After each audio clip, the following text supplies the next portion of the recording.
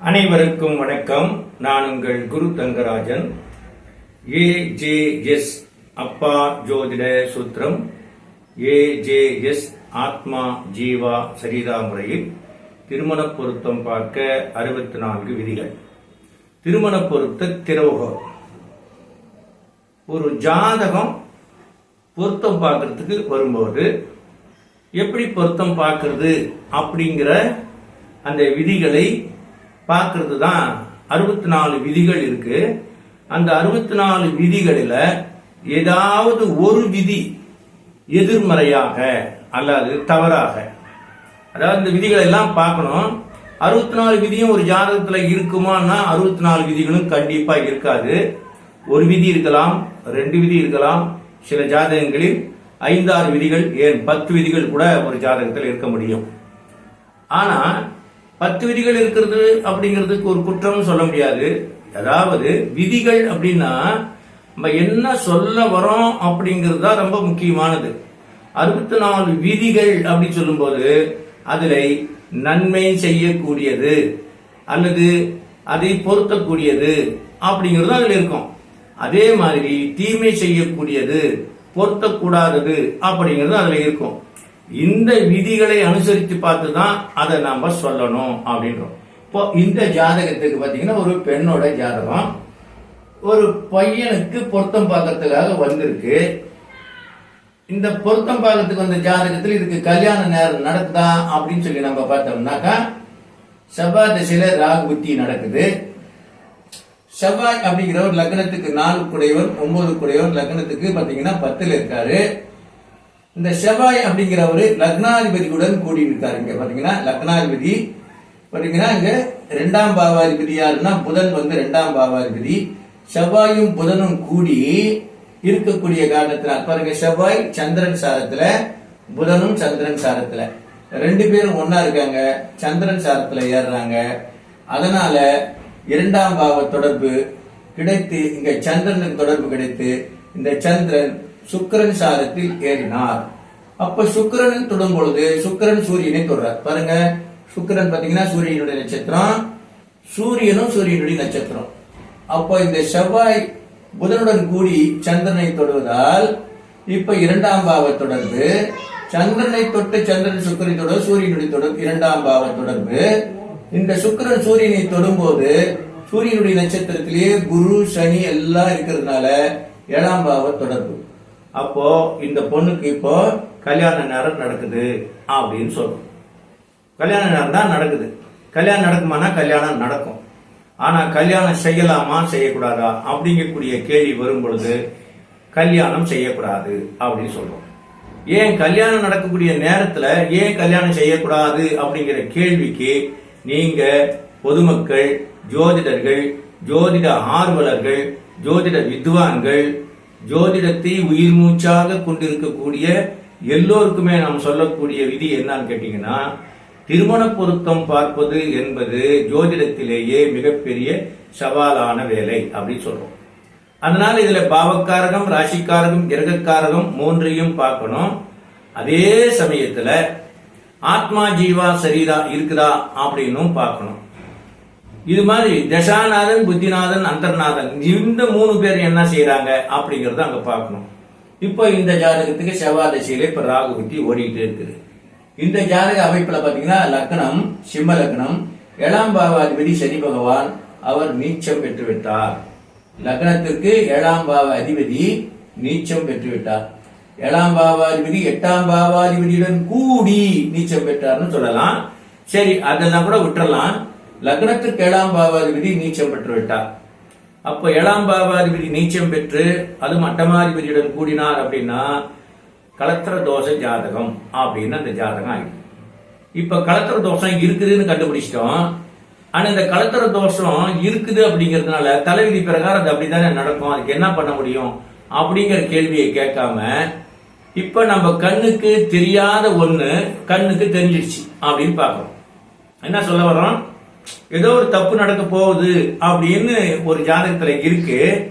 ஆனா அந்த தப்பு எப்ப நடக்கும், எப்படி நடக்கும், யாரால நடக்கும் அப்படின்னு நாம தெரிஞ்சுக்க முடியுமான்னு கேட்டாக்கா கண்டிப்பா தெரிஞ்சுக்க முடியும். கால நேரத்தையும் தெரிந்து கொள்ள முடியும் அப்படின்னு சொல்றோம். எப்ப கல்யாணம் ஆகும் அப்படிங்கிற காலத்தை எப்படி தீர்மானம் பண்ணி நம்ம இது கல்யாண நேரம் தான் அப்படின்னு நம்ம சொல்றோமோ, அதே மாதிரி இப்ப கல்யாணம் பண்ணா அந்த கல்யாணம் ரத்தாகி போயிடும் அப்படிங்கறத சொல்றோம். அந்த கல்யாணம் யாரால ரத்தாகும், எந்த நட்சத்திரத்துல பிறந்த பையன் வருவான், என்ன திசை நடக்கிறவன் இப்ப கல்யாணம் பண்ணிக்குவான் அப்படிங்கிற விதியும் அதுக்குள்ளேயே இருக்கு. எல்லாமே கணக்கு பிரகாரம் கச்சிதமா நடந்து முடிக்கணும். ஆனால் கலத்திர தோஷ ஜாதகம் அப்படிங்கிறது இதுல ஆயிடுச்சு. அப்ப கலத்திர தோஷம் வராமல் திருமணம் செய்வது எப்படி அப்படிங்கிறது தான் அப்பா ஜோதிட சூத்திரத்திலே உங்களுக்கு சொல்லக்கூடியதெல்லாம் என்னன்னு கேட்டீங்கன்னாக்கா, எந்த ஒரு ஜாதகத்திலும் ஏதேனும் ஒரு தோஷம் இருக்கத்தான் செய்யும். ஆனாலும் கூட 70% ஜாதகங்களுக்கு திருமணம் சம்பந்தப்பட்ட விஷயத்திலே பெரிய தோஷங்கள் இருப்பதில்லை. 30% மக்களுடைய ஜாதகத்துல தான் இந்த திருமணம், குடும்பம், குழந்தைகள் இது மாதிரியான விஷயங்கள் எல்லாம் இன்னும் ஆயுள் கூட சொல்ல போறாங்க. 30% மக்களுடைய ஜாதகத்துல தான் அதிக தீமை நடக்கிறது, கணவன் மனைவி பிரியறது, குழந்தை பாக்கியம் இல்லாமல் போறது, விபத்தில் மரணம், இது மாதிரி கணவனை இழத்தல், மனைவியை இழத்தல், இதெல்லாம் ஒரு 30% ஜாதகத்துக்குள்ள நடக்கக்கூடிய விதிகளா தான் இருக்கு. இப்ப இந்த ஜாதகத்துல இப்ப என்ன நடக்குதுன்னா, செவ்வாய் திசையில ராகு புத்தி நடக்குது அப்படின்னு பாக்குறோம். இதனால இந்த ஜாதகத்துக்கு என்ன பலன் நடக்கும்னா, இப்ப செவ்வாய் அப்படிங்கிறவரு ஏற்கனவே பாத்தீங்கன்னா செவ்வாய் புதன் கூடி அப்படி இருந்துச்சுல, செவ்வாய் புதன் 2 கூடியவன் 11 கூடியவனுடன் கூடி சந்திரன் சாரம் ஏறி, சந்திரன் யாரு 12ஆம் அதிபதி, லக்னத்துக்கு 5ல் இருந்தால் சந்திரன் சாரம் ஏறி, சந்திரன் பூராடம் சுக்கிரன் சாரம் ஏறினார், 3 கூடியவன் 10 கூடியவன் சாரம் ஏறினார், அங்க இருக்கா. இந்த சந்திரன் சுக்கிரனை தொடும் பொழுது சூரியனையும் சனியையும் குருவையும் சேர்த்தே தொடுகிறார். இதான் அப்பா ஜோதிட சூத்திரத்துல ஒரு கிரகம், அதாவது ஒரு நட்சத்திரத்தில் பல கிரகங்கள் இருந்தாலும் அதில் உள்ள ஒரே ஒரு கிரகத்தின் சாரத்தை தொட்டாலும் மற்ற எல்லா பாவ தொடர்புகளும் உண்டாகிவிடும் அப்படின்னு சொல்றோம். இப்போ இந்த செவ்வாய் அப்படிங்கிறவரு தசாநாதனா இருக்காரு. அவரு இந்த சந்திரனை தொடும் பொழுது பாருங்க, புதனோட சேர்ந்ததுனால 2ஆம் பாவ தொடர்பு வந்துருச்சு. சந்திரன் சாரம் ஏறினார், இந்த சந்திரன் சுக்கிரன் சாரம் ஏறினார். சுக்கிரனை தொடும் பொழுது சூரியனை சேர்த்து தொடுகிறார், சனியையும் குருவையும் சேர்த்தே தொடுகிறார். அப்போ எல்லாம்னா நீச்ச கிரகத்தையும் தொடுறாரு, அட்டமாதிபதியும் தொடுறாரு, எல்லாமே அங்கே இருக்கு செவ்வாயினால. இது ஒரு தவறான ஒரு விஷயத்தை சுட்டி காட்டுகிறது. கவனமாக இருந்து செய்யணும் அப்படின்னு சொல்றோம். சரி, இது ஒரு வகையில திருமணத்துக்கான தொடர்பை கொடுக்கக்கூடிய அமைப்புல இருக்கு.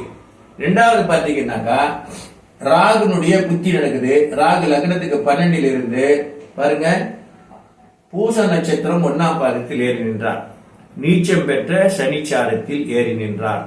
இப்ப ராகு புத்தி நடக்குது. இந்த புத்தியில கண்டிப்பா கல்யாணம். ஏன்னா 7ஆம் பாவாதிபதி சாரம் இல்லையா, சனிதான் 7ஆம் பாவாதிபதி. ராகு புத்தி நடக்குது. ராகு 7ஆம் பாவாதிபதி சாரத்தில் இருப்பார். அதனால் திருமணம் நடக்கும். ஆனால் இந்த பொண்ணுக்கு கணவனாக வருபவன் திருவாதிரை, சுவாதி, சதயம் நட்சத்திரத்தில் பிறந்தவனாக இருக்கலாம், அல்லது சூரியனுடைய நட்சத்திரத்திலோ சந்திரனுடைய நட்சத்திரத்திலோ பிறந்து இப்பொழுது ராகு திசை நடப்பில் உள்ளவனாக இருக்கலாம். அதாவது ராகு திசை, ராகு நட்சத்திரத்தில் பிறந்தவர் அல்லது ராகு திசை நடப்பவர் அப்படின்னு வரும்.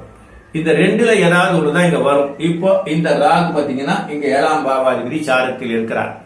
எனவே ராகு திசையில் பிறந்தவரோ ராகு திசையை நடப்பவரோ தான் இப்பொழுது கணவனாக வருவார். திருமணமும் நடக்கும், அந்த திருமணமும் ரத்தாகிவிடும்.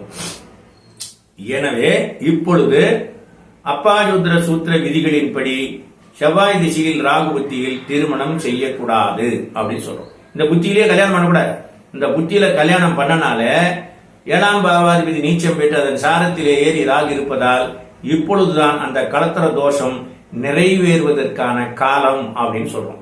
இது போல ஜோதிடத்திலே எல்லா விதிகளுமே பட்டவர்த்தனமாக வெளிச்சம் போட்டு நாம் முகத்தை கண்ணாடியில் பார்ப்பது போல் நமக்கான விதிகள் எல்லாம் இருந்தும் நாம் பார்க்க தெரியாத காரணத்தினால், காலத்தை அறியாமல், நாம் தசாபுத்திகளை அறியாமல், அந்த காலத்தை நாம் முறையாக பயன்படுத்தாமல், முறை தவறி பயன்படுத்திய காரணத்தினாலே ஜோதிடம் தோற்றுவிட்டது என்று சொல்ல முடியாது. ஜோதிடர்கள் தோற்றுவிட்டார்கள் அப்படின்னு சொல்லலாம். அல்லது ஜோதிடம் பார்த்த மக்கள் தோற்றுவிட்டார்கள் சொல்லலாம். ஒரு நாளும் ஜோதிடம் தோற்பதில்லை என்பதை கூறி ஜோதிடத்தினுடைய நுணுக்கங்களை, ரகசியங்களை அப்பா ஜோதிட சூத்திரத்தின் மூலமாக மேலும் இன்னும் நீங்கள் அதிகமாக தெரிந்து கொண்டு 64 விதிகளையும் தெரிந்து கொண்டு திருமண பொருத்தம் பார்த்து மணமக்களை சேர்த்து வைத்து அவர்கள் நீடூழி வாழவும் வம்சம் தழைக்க குழந்தை பாக்கியம் உண்டாகவும் பொருத்தம் சேர்ப்பது எப்படி என்ற பரம ரகசிய விதிகளை காலை, மாலை, இரவு ஆகிய 3 நிலைகளில் ஆன்லைன் ஜூம் வகுப்பின் மூலம் தொடர்ந்து நடைபெற்று வருகிறது. நீங்களும் எங்கிருந்தாலும் எங்களோடு இணையலாம், தெரிந்து கொள்ளலாம். உங்களை சார்ந்தவர்களை, சமுதாயத்தை சார்ந்தவர்களை, நண்பர்களை, உறவினர்களை, பொதுவாக நாட்டு மக்களை நாம் காப்பாற்றுவதற்கு, சேவை செய்வதற்கு சிறந்த தருணமாக இறைவன் நம்மை படைத்திருக்கிறார். மீண்டும் சந்திப்போம். நன்றி, வணக்கம்.